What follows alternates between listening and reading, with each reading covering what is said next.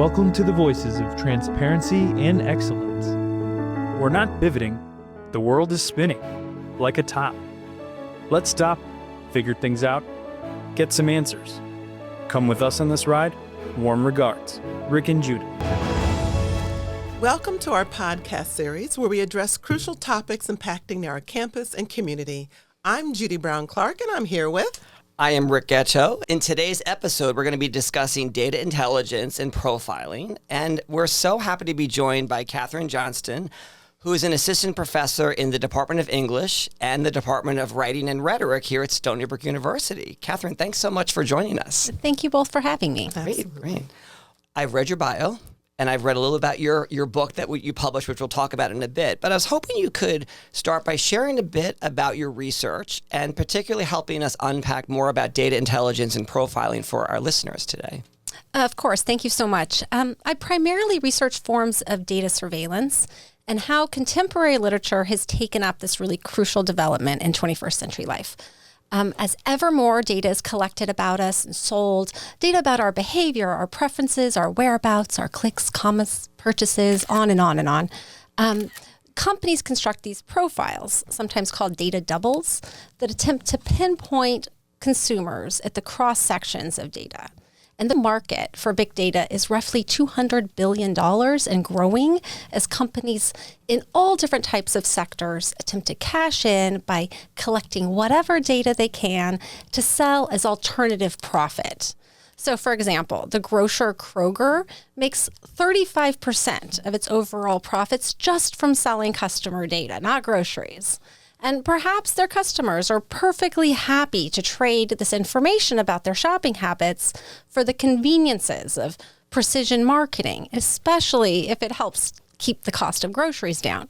But what we know is that the inferences that were drawn from that data were at times wildly inaccurate. And more importantly, we also know that the profits from the data sales were not used to defer consumer cost. In fact, customers deemed to have less education or lower incomes receive fewer discounts at Kroger.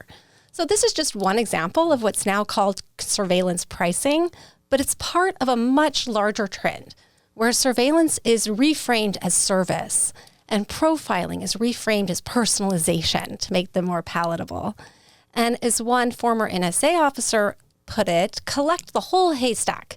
Collect it, tag it, store it, whatever you can, you go searching for it later. Meanwhile, how this trove of data gets tagged, indexed, and eventually analyzed is never neutral and can be used to tell whatever story you want to tell as well. And the stakes of this vary widely depending on the context, but profiling generally amounts to sorting the right person from the wrong person. And this practice necessarily inscribes valuations, but also values. And I think we can all appreciate that when we Google mechanics, we get results in our own towns and not from across the country. But this personalization also means that when Google, for example, deems one teenager to be college bound based on data that includes socioeconomic and demographic information, that teenager is more likely to receive information about SAT prep classes, scholarship opportunities, and application materials, right? And on the other hand, teenagers who do not fit this profile for success are far less likely to encounter these resources. And this means that the widespread algorithmic social sorting can calcify norms and can exacerbate inequality, which is one of the things I'm most interested in. I'm curious, how did you get involved in this area of research? I think it's fascinating. And I'm wondering, too, if you could share just even the evolution. Is this kind of happening in the last 5 years? Like, what's been that kind of evolution of data as you've shared? And if I'm thinking to myself as a consumer now in a supermarket at Kroger, I'm worried. Right. You thought that store loyalty card was maybe to build loyalty to the store. It was never about that. Never was. And no, this has been a much longer trend. I was working on this project in graduate school. I was studying contemporary literature and noticing that they were, a lot of the novels were really preoccupied by these forms of counting and what counts and who gets counted. And then I was driving in my car listening to an interview on NPR with General Michael Hayden. Glenn Thrush was interviewing General Michael Hayden, former director of the NSA. And in this interview, he said, As an NSA officer, you're a storyteller. I mean, you can't throw data through the transit and expect a policymaker to digest it and make a decision on it. You actually have to tell the story. That's what an intelligence officer does, end quote. Right? And so here he's acknowledging that there's this narrative and compositional dimension to data profiling that's typically obscured to maintain the illusion of its neutrality. So then Glenn Thrush responded, well, therein also lies the danger, right? Alluding to the potentially grave consequences of constructing a narrative that has the power to shape military action, while also implying that writing is dangerously subjective. Right? So then rather defensively, Hayden immediately falls back on the supposed objectivity of data analytics and says, well, okay, now you're really getting into the science, right? But to be clear, when Hayden evokes some vague notion of the science here, he did it as an obfuscation of the material realities of data collection and data analytics with no intention of really getting into it. Instead, he pivoted right back to his role as a humanist storyteller, saying there are a lot of things that are true. Let's take the really ugly, hideous, complex situation in Syria. What's the major plot line? What's the major plot? What's the subplot? By the way, all the plot lines are true. And now you've got to decide how you're going to organize the data that morning for the President of the United States. Because if you look at each of those plot lines carefully, each of those suggest a different course of action. So in other words, which plot lines the authors or authorities choose to privilege determines the narrative and its outcomes. Will the plot escalate? Who's going to perish? It's not the data itself, but how it gets organized and from what point of view that scripts the story. Thrush was followed up by asking Hayden for a specific time when he chose the wrong plot line. And without hesitation, he named the Iraq War, where he says they chose the plot line that Saddam Hussein had a program of weapons of mass destruction. So in other words, which plot lines the authors or authorities choose to privilege determines the narrative and its outcomes. Will the plot escalate? Who's going to perish? It's not the data itself, but how it gets organized and from what point of view that scripts the story. So you mentioned, and these incredibly high stakes decisions like Iraq. Mm-hmm. And you have to think that the person that formulates the question can absolutely determine how a question is answered. Mm-hmm. So in that response, in that context, if I'm briefing the president, and I put it within a particular context driven by some data that came from these large models, how different would that be if the large model gave me different input? It's such a good question. Well, we know that data does not speak for itself, right? Data only makes sense based on some framework, some causal model, some understanding of the world and how that works. So it's up to human beings to put that into context and tell that story.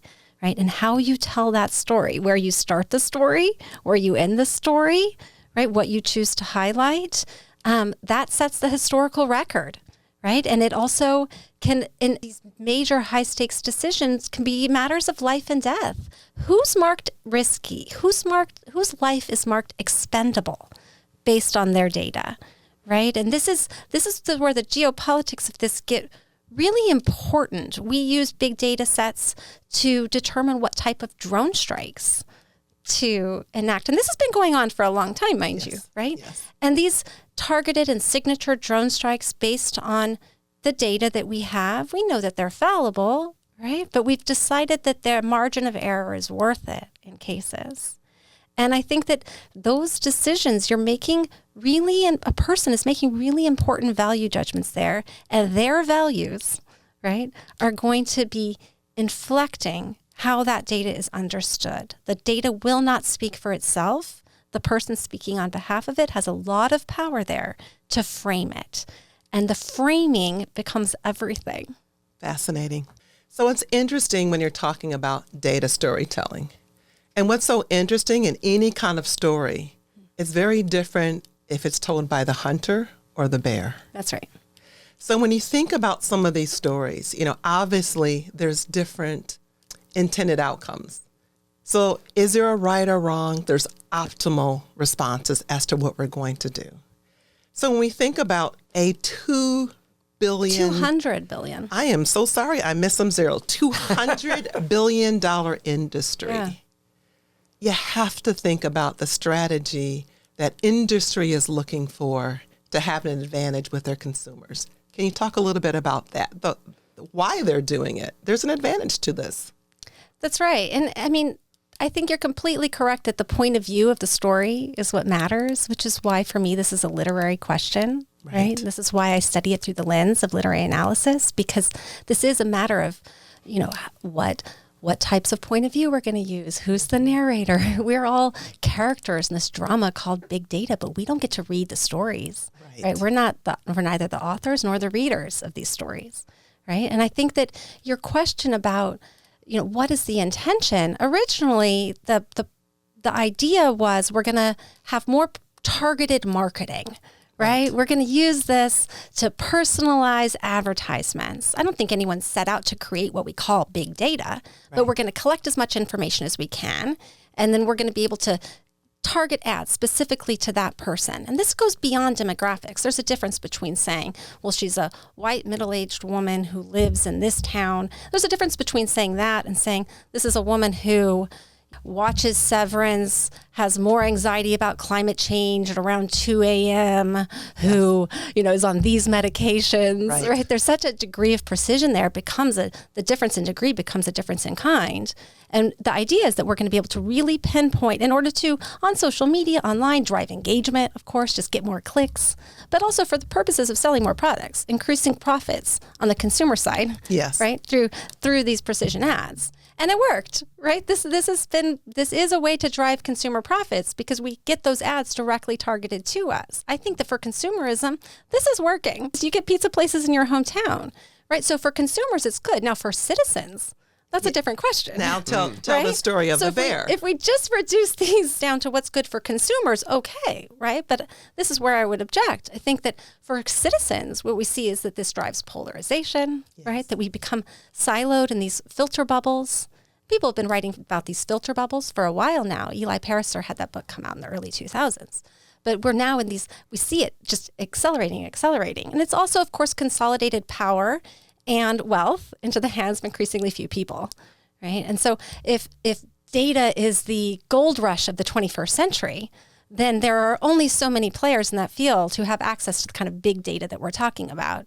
And every business now has to try to sell their surplus data. Maybe you're in the business of grocery stores, but can you also collect data? Can you sell that too, right? And so everybody is trying to get as much of information as they can in order to sell off, which just means that we're under an unprecedented amount of surveillance, right? If we consider this data collection a form of surveillance just meaning the collection of personal information for the sake of management, control, and influence, right? If that's what it is, then we're under an unprecedented amount of surveillance at this point that is, in fact, shrinking our worlds, I think. Fascinating.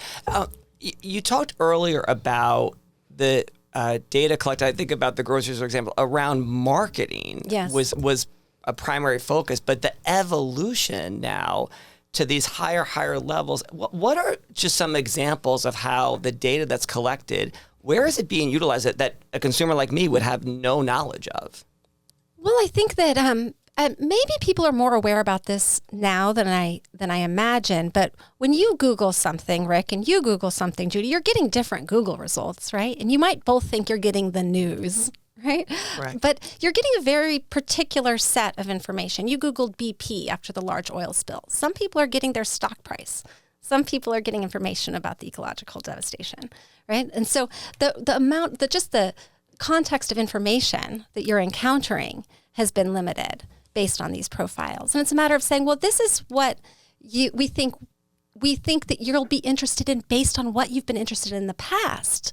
But that really forecloses any future change, doesn't it? Yes. Right? Yes. Then your data double becomes people like to say that the data is used to make predictions about consumer behavior. I don't like this word prediction. I don't think it's predicting anything. I think that it's producing certain outcomes. It's prehensive. It's a matter of making the future, guaranteeing a particular outcome in the future, right? So it's not that Amazon predicts what book I want to buy next, right? They ensure what book I'm going to buy next, right? With that it's keeping a very narrow view. Very narrow view. So interesting. Right. Very narrow view. And this is just the consumer side. Right now, I think we have to acknowledge that this co-production, this co-authoring of our futures is a state and corporate joint affair. the revolving door between big tech and the federal government can't really be overstated.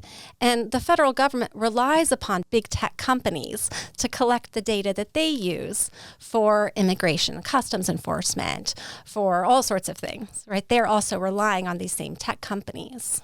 It's also interesting because we're so transparent as society, and the amount of things that we share, we don't read down, how could this information be shared? I mean, even if you're looking at the long list of disclosures, just going to how is my data shared? And so many times it's just so easier to tick the box and give away your data than it is to do the due diligence. And so I wonder for our audience, are there ways in which you can be just a little bit more savvy and sophisticated, even on your profile? How will you ask a question?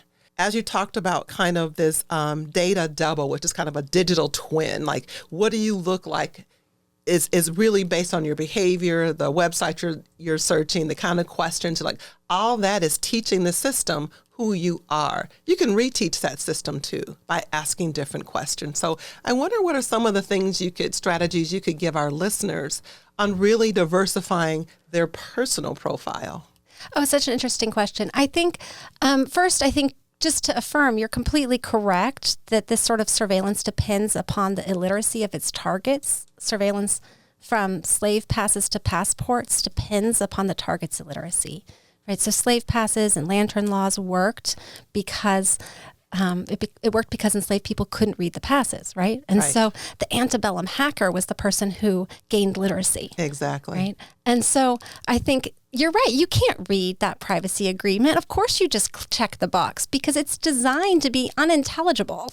That's not a bug. That's a feature. It's designed and written that way. You're not supposed to read it, right? And so as we're rendered ever more transparent, the systems of surveillance are ever more opaque, right? And that's the asymmetry that makes this really difficult. In terms of what individuals can do, I think that they can first and foremost advocate for stricter regulations. I think solving this on a personal level is difficult. It's the same way that I don't necessarily subscribe to just being a more conscientious consumer in order to address climate change. I do my best. I recycle. I'm a vegan. I do these things. I still don't think that's going to save the planet. I think that we're going to have systematic change and really structural change in order to address this problem. And I think that the same is true for data surveillance. That said, I think it's not just what you type into the search bar. It's also the entire Internet of Things that you invite into your home that are listening to you on a regular basis. That we've been sold this sort of corporate spy sitting on our countertop as a form of service and not surveillance is remarkable to me. My husband and I disagree a little bit about whether or not we need a smart thermostat, for example, right? He loves the idea, but that smart thermostat is just collecting information about the patterns of our comings and goings. It's collecting tons of information that is absolutely not secure. It's being sold. And it's not that I think that there's anything incriminating there, but I think that it's still handing over quite a bit of power, right? Again, into the hands of so few people. So I think being a little bit more mindful about the kinds of products that you engage with is one thing that the individual can do. If I could, I got to read a little bit about in your book, and I wanted to read one of the quotes that I found interesting, which dovetails some of this conversation. So you wrote, data profiles can calcify norms, exaggerate inequality, and reify identities of suspicion, describing the discriminatory forms of subjectivity that surveillance often produces and reproduces. And I'm just curious if you could share more about that, because I think it gets to a lot of what you've been sharing already around some of the really negative effects of this. Yeah, absolutely. When people say, if you have nothing to hide, then you have nothing to fear, I think that's a comment that's really telling of their privilege often and their subject position. I think that people of color and trans people and so many of the most vulnerable populations would never say such a thing. I think they already know otherwise. So the way that it can calcify norms is and exacerbate inequality on a few fronts. On the one hand, it's just what I was saying earlier about the student who's not deemed college bound, not seeing the opportunities, right? And then in that way, we're just codifying inequality. We're codifying the discrimination. We were sold this sort of data analytics as a way of escaping human bias, right? Well, we'll use a hiring algorithm and then it won't know your race. It won't know your age, right? But of course, there are proxy indicators of those things in the data, even if they're not asking about race and age and location and so on. If a company knows that employees who live within a certain mile radius are more likely to stay at the company, and the algorithm is optimized for people based on that radius, then they might also be optimized based on race, right? They work as proxy indicators in that way. So we're able to say, it's just the numbers. It's just the numbers, right? And in that way, I think it becomes especially pernicious because it's dishonest in the forms of discrimination that it's encouraging. So there's a book on this, Weapons of Math Destruction by Cathy O'Neill. She's a mathematician, and she had been working in the stock exchange when the collapse happened in 2008, and she just had this question, how did this happen, right? How did we get here? And that's when she started working on this book, and she said certain algorithms, and when not constructed carefully, can become these weapons of math destruction because they scale so broadly. If you're interested, she has examples. She talks about Moneyball and baseball and how that's a pretty decent algorithm. It's always self-correcting, right? There's certain qualities of it and it's contained within a very specific world. It's not leaking out into spaces it doesn't belong. But she looks also at the algorithms that were designed to assess teacher evaluations, K through 12 teachers, right? And teachers were getting fired without any explanation. And all the schools could say is, well, it's the algorithm. Well, can I look at that algorithm? No, it's proprietary. Right? So it's hidden behind a black box. There's no way to access it. So in this way, it's also discriminatory and unassailable somehow, right? There's no accountability there. Who do you talk to in that case? Recidivism rates are another one that I can't get over, where we're handing over really high stakes judgments to algorithms, where there's no opportunity to talk back. There's no accountability there. And these are the types of places. So I just really don't think that we should resort to algorithmic governance or allow these profiles to make these big decisions that impact real people's lives. What I love about the way, when you talk about it from a math perspective and you think about, coding, this is all a string of code of decision making, but it's trained on these large language models. And these large language models many times are replicating history and literature. And so when we talk about, there's a cycle for everything. And while we're seeing it with AI and it feels so futuristic, it is absolutely mirroring a lot of things that are in the literature, that are in historic events and so on. So can you talk a little bit about how literature and history should be absolutely informing us on how these large language models, using AI in a way in which it is predictive, but it also is reflective of our history. That word reflective is dead on. There's a book I really love by Shannon Valor called AI Mirrors, and it's the right metaphor. She's saying what AI gives us is a mirror of our past data. And as we know, mirrors are distorting, right? They're not exactly accurate. And it's playing the past forward in that way. I think that the real text apocalypse will come when large language models are trained on language written by large language models. That's when we really get into some dicey territory. But you're right that it's just, again, I don't love the word predicting, right? But it's the word that the computer scientist would use is predicting the next token in the sequence. What's the most likely next word? That's what a large language model is asking. What's the next most likely word, right? Well, if this is the case, then we're outside the realm of possibility for originality, right? It's going to necessarily give us cliches. It's necessarily going to reproduce commonplaces.